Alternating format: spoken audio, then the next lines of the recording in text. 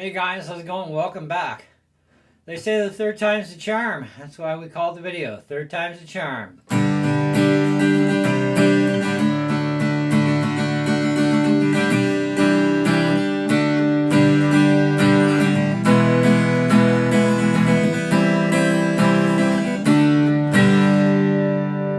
Alright, what are we talking about here?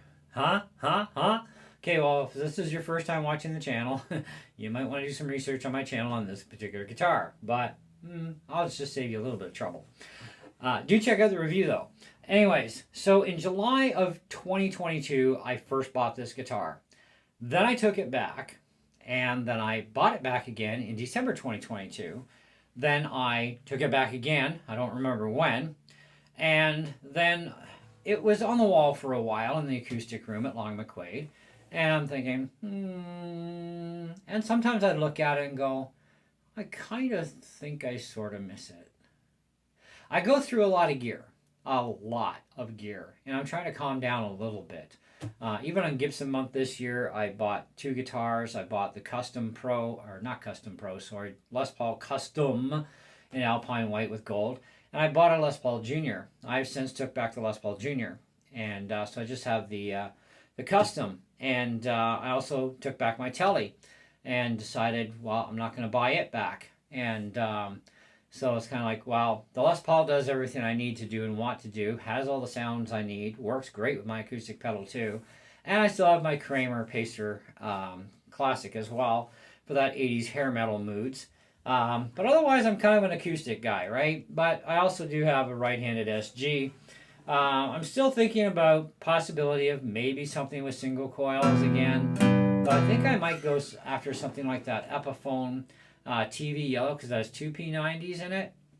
I might get one of those. I really honestly don't know. It kind of depends. I'm starting to try and just have exactly what I want in my collection and what I need. Actually, more what I need than what I want. It's more of the needs. And that's hard. It really is. If you're a guitar player and you have the gas syndrome, gear acquisition syndrome problem, like pretty much most of us do, yeah, you feel my pain of going through a lot of gear and just finding just those right instruments and effects and amps and all that other jazz, right? It's like really, sometimes it can be overwhelming. And, but anyway, so this thing got sold. And I was like, man, I was just thinking about maybe getting that back now. So I asked him, I says, well, you got an Epiphone DR100 lefty in stock. Let me take a look at that one. Now, I did rent it once before, but I wanted to take another look at it. And I'm thinking, if I'm going to bite the bullet, it's on sale for $219. That saves me like $30 in tax, because it's normally $215 or $250. And so it's on sale because of Gibson Month until April 30th, and then it'll go back to $250. Now, the only thing I really didn't like about that guitar, I think the most, was the tuners sucked. So I knew I'd have to spend $40 at least on a set of half-decent tuners that are going to work good with it. And that kind of really bugged me because, well, now I'm up to $260 and, and all that other jazz. And it's like, man, it's just, I don't know, like maybe I can just put up with those tuners, I mean, it is a kicker guitar after all. So anyways, I put $50 down on this thing, and then I go in on Friday to go pick it up, right?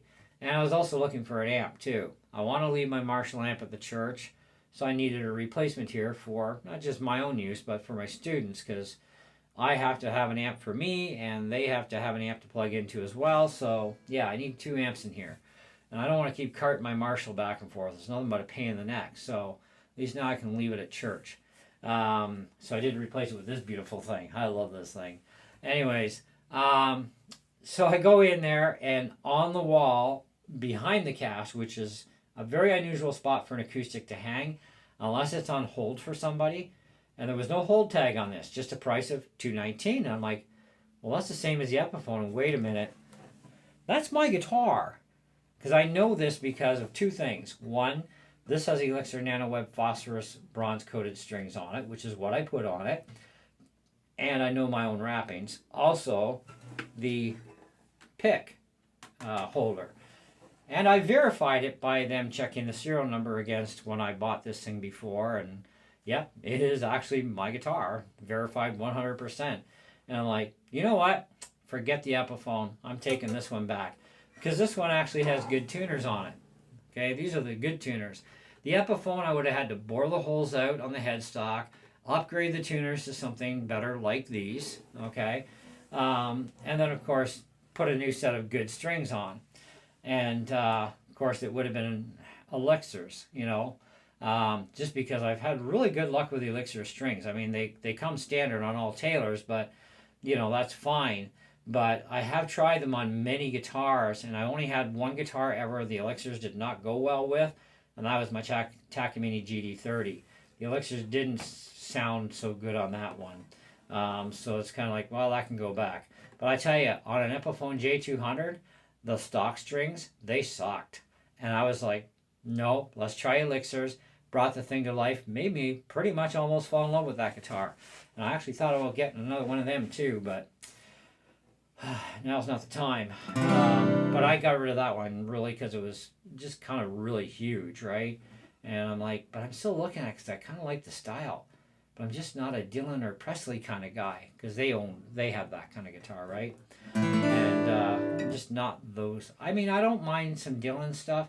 It's the Elvis stuff. I'm not an Elvis fan, okay? But I don't know. I don't even know if the guitar really suits me that well, but I can play it. It's just awkward. I have to sit with that thing. It's so huge.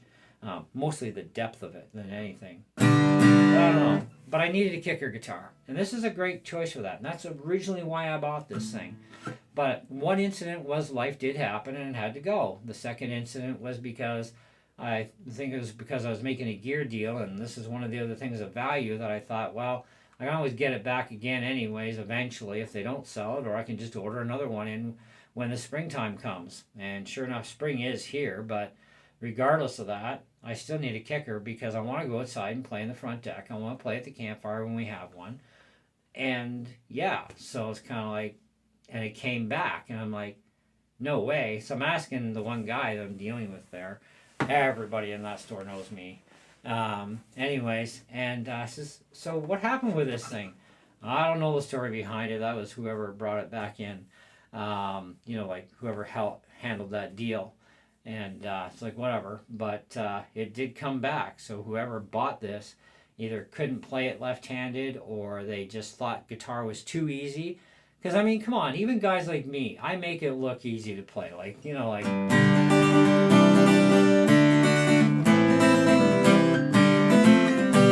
But it's not that easy. It takes years to get really good at playing guitar. It takes dedication, it takes time, it takes fighting through things and working things out, to get good. And a lot of people think it's just so easy because somebody else makes it look so easy. But it really isn't. Even prodigies, they don't have to work as hard at it as we do, the rest of us in the world. And for how many prodigies are there really on a realistic global scale?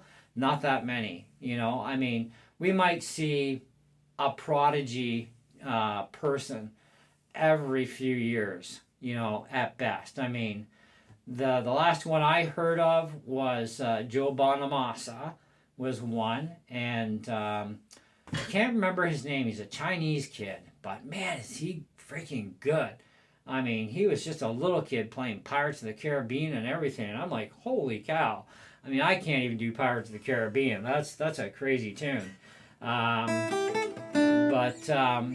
could do it with enough time and practice, but, the kid's a prodigy, right? And that means that they don't have to work very hard. They're very natural at doing pretty much anything they want to do. And I'm good at doing anything I want to do, but I still got to work at a lot of stuff, right? I'm not natural in everything, and I'm definitely no natural at guitar. I've worked for years to get my skill levels where they are, and I'm still constantly learning new things all the time. You never stop learning. But this guitar is something that it's the third time it's come back, and that to me means one of two things when the third time is the charm. Third time is the charm means two things. One, it's yours. Okay? No two ways about it. You're not getting rid of it again. It's a done deal. Or two, It means the third time you take it back, or it could be the second time you've taken it back, whichever, it's gone. That's it. You're not getting that one back again. It's just not happening, unless you order a whole new one. In my case, I've been able to keep the same exact guitar, same serial number, everything, 3 times in a row here. And it's like, it's got to stay, And I really love the sound of this thing with elixirs. I love the action. It's so nice that you can do bar chords. It makes them sound good, and I don't practice bar chords a lot, but I can do bar chords better on this than I can on my Taylor, because my Taylors are a little bit higher action. I still got to lower them yet. But doing them on this is way too easy. So yeah, I kind of figured that's kind of the way that it works. So I thought I'd share this with you guys a little bit about, the third time's the charm. It came back. That's the story behind it. It's going to stay this time. You'll probably see other videos with it, because I am still after 2 other Taylors. And I'm going to be getting one of them probably November, because that's when I'm in the clear again, that I can buy another new guitar. So I'm kind of in between. It depends on what Taylor is doing. I might even wait until the spring of next year when they have Taylor month again, unless they do another Taylor family and friends thing by Christmas time. I might wait it out just to see, because if they do, then I can get my Koa Deluxe that I want, and I can get the GS Mini that I want for like a great deal. And I've actually decided I might just go for the GS Mini. If I do the family and friends deal, I'm going to go for the GS Mini all Koa with electronics, which will be the identical one to my right-handed one, with the same electronics. I would have preferred the Plus, but the Plus is a lot more money, right? And I also got to be able to afford to pay the bill too. That's the big thing. And on that, I also only get 1 year on that deal, but they do have a 2-year deal that they do. So the 2-year deal could get me my all Koa 224 Deluxe and no Mini. Kind of hard to say. We'll have to see how things work out. But I would like the 2 of them, and then being done at that point, no more acoustics, period. And then I may or may not get another electric. I don't know. Right now I have my Les Paul Custom that I adore. And I've been playing it a lot in church, and it's fantastic. It's doing a great job. And I do have my Kramer Pacer Classic that does collect a lot of dust, but it's for my 80s hair metal moods. So, and it's got a Floyd on it, so it's kind of like, well, I'll play it once in a blue moon kind of thing, right? Anyhow, but those are the only left-handed electrics I have. I have a right-handed SG electric, but, I haven't played that one in a little while. I actually still got to do a setup on that one.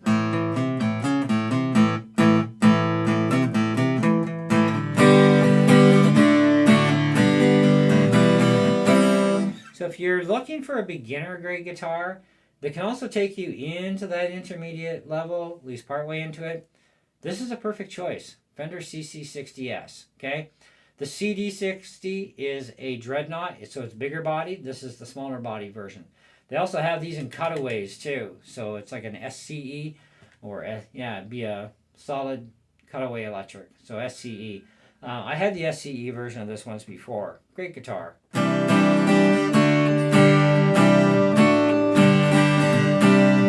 This one does not have electronics though.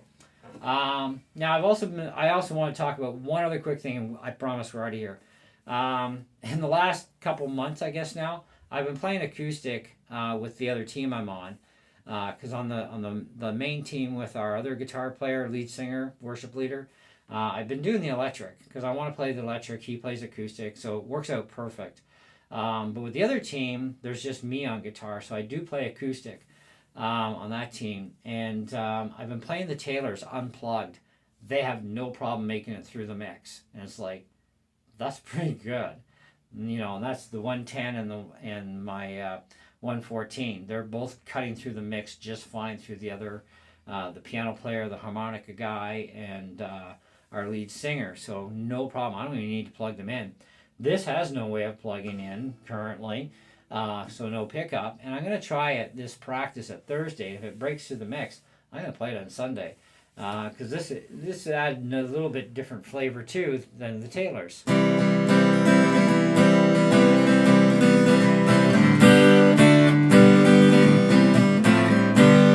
So we'll see how that goes. But even for a beginner grade guitar, it's fantastic. These are under $300 Canadian. At any music store should be selling them for all under 300. They're about, I think, $259 or $269 new. Used, you can usually pick these things up $220, $226, depending on how long it's been, out gone for, kind of thing, or whenever its age. I'd have to figure out how to date Fender guitars to figure out the exact year of this one, but I did buy this brand spanking new in 2022 originally, and this one is crafted in Indonesia, which I could care less where it's made in, what country, as long as it's built right and plays nice, sounds nice, who cares? Doesn't matter. Doesn't matter what you pay for a guitar either. There's no such thing as the more you pay, the better you get, okay? Doesn't always work out that way, okay? Rare. Okay, sometimes you pay more and get worse. Other times you pay less, get better, pay less, get worse. It kind of it depends on what it is you're doing here with guitars, right? And where you're at with them. But you can even take a piece of garbage, epitome thing, do some fret work to it, smooth out the edges, polish the frets, oil the fretboard and the bridge, have some decent tuners on it, and you've got a guitar that's just as good as anything that costs $1,000 plus. If I'll play this live, I don't see any reason why anybody else wouldn't either. If I do put a pickup in it, I'm probably going to put an under the saddle one in. I'm not sure yet. I haven't decided. I haven't even decided if I will put a pickup in, because it is a kicker guitar, so it's not like I care about the thing. But I did get it back for $219, so I'm happy. Anyways, that's it for this one. Do stay tuned. I have another guitar in here. It's a Denver. I rented it the other day. It's been on the channel before. Not telling you which one it is yet. But we do need to revisit this guitar with giving you guys a much better quality picture as well as quality audio. Because I went back and I looked at the videos on this thing. And I'm like, okay, no.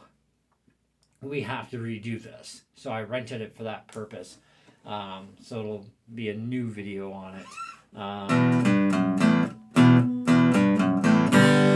So do stay tuned for that one as well. Anyways, in the meantime, thanks so much for watching, hanging out. Hopefully I helped somebody. And by the way, there is no such thing as the best strings out there for any guitar. It's all personal preference of gauges, string type, materials, brand, etc. There's no best suited string for any kind of music either. It's all in you and what you want to do and how you're going to go about getting your sound the way you want it. So, there you go. See ya.